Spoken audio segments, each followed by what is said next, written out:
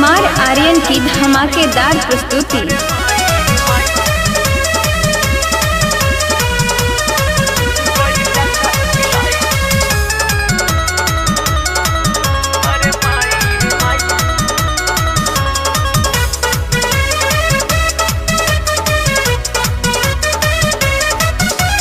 दाबा पिया तनी मल पिया कस के तनी बहिया में धल पिया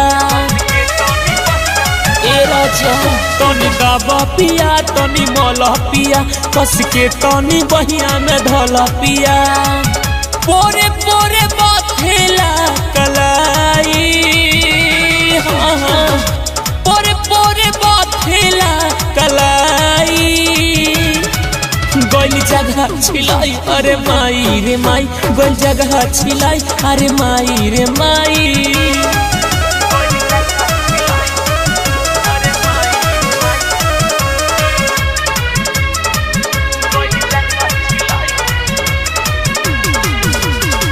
करेला चरण मरन लाली पलंग हो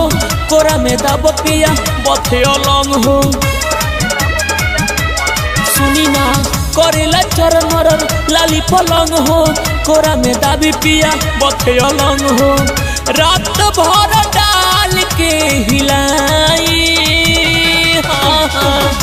रात भर डाल के हिलाई गोल जगह छिलाई अरे माई रे माई गोल जगह छिलाई अरे माई रे माई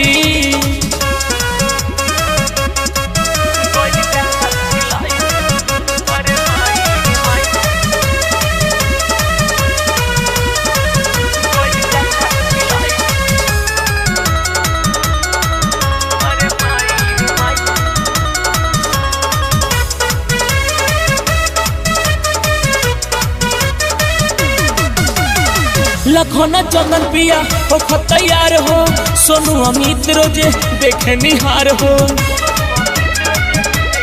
ए राजा लखना चंदन पिया हो तैयार हो सोनू अमित रोजे देखे निहार हो विनय राहुल दी है आ जमाई विनय राहुल दी है आ जमाई गोल जगह छिलाई अरे माई रे माई गोल जगह छिलाई अरे माई रे माई। कुमार आर्यन की धमाकेदार प्रस्तुति।